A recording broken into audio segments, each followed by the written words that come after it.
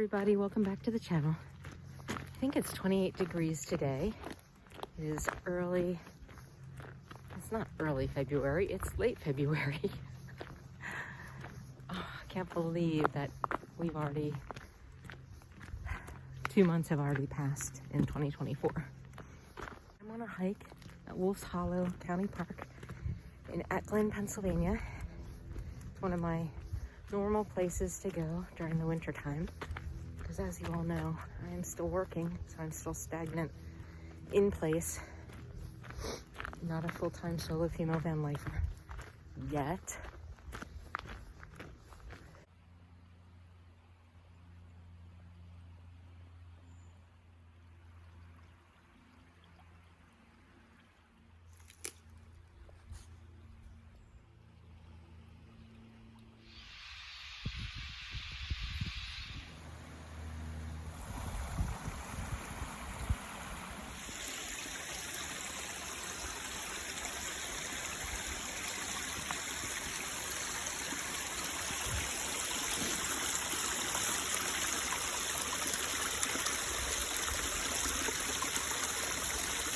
See if this moves.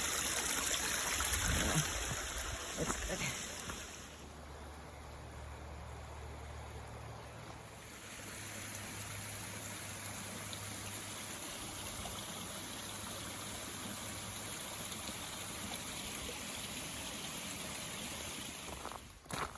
The mud is frozen.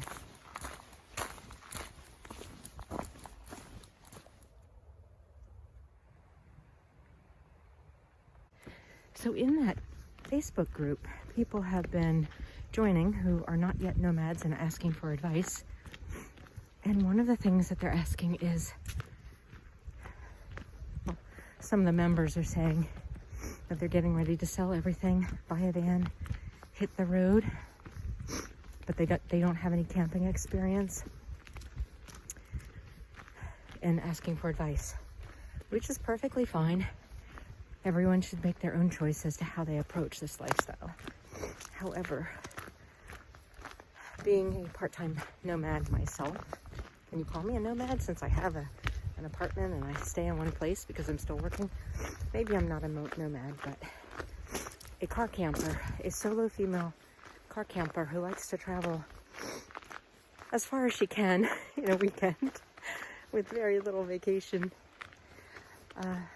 I highly, strongly recommend that before jumping into this lifestyle with both feet, that the women actually kind of do what I'm doing, which is camping in a vehicle that they own if it's comfortable enough for them, or purchasing a vehicle if it's not. Probably can't tell. Cameras aren't good at showing elevation, but this is pretty steep. Ooh. Oh. This might give you an idea of how steep the hill is that I'm climbing. I came up, where's my finger? This path. And it kind of follows the line of, where's my finger? Where's my finger? This hill. And I'm holding the camera straight, so that's the steepness that I'm climbing.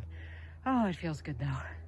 But consider not selling your permanent residence, especially because the housing market prices just went up pretty dramatically in the last couple of years, and so did interest rates for mortgages. Highly recommend keep your residence, get out there on the road with whatever vehicle you choose, and prove out that you like this lifestyle. It is not for everyone. It's not for people who necessarily enjoy all the comforts of home. Where am I going? I think I'm going up. Can you make a van or a car really comfortable? Absolutely. You can install a heater, security system with cameras, solar panels for power, and power stations or house batteries or anything you choose, right? Running water, big water tanks. I don't know anyone who can really do air conditioning very well, but you can chase 70 degrees around the country and move to where it's comfortable temperature-wise. But it's not comfortable like being in a house. And so if you've never camped, and especially if your vehicle is on the small side like mine is, where I can't stand up, you're going to need to be outside a lot. I can certainly hang out in my car for a whole day. Not a problem for me.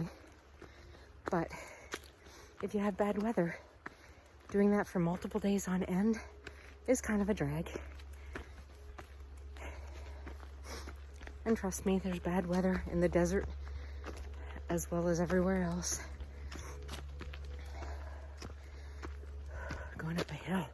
If they haven't camped in their lifetime and know that they like camping or love camping, then there is a big risk in selling everything and going for van life without knowing if you like it. So just wanted to mention that today in case anyone here is considering jumping in with 2 feet into van life. It's not for everyone, guys. It looks great on the Instagrams and YouTube and Facebook, but for the most part, all of those channels and platforms show you the really cool stuff, not a lot of the drudgery. Timing could definitely be a consideration in making your decision. The retirement videos that I've been watching recently have been using some terminology to explain what we're like in our retirement years, and it is different because of our health, our age, and maybe even just our personalities and the lifestyle that we want to choose.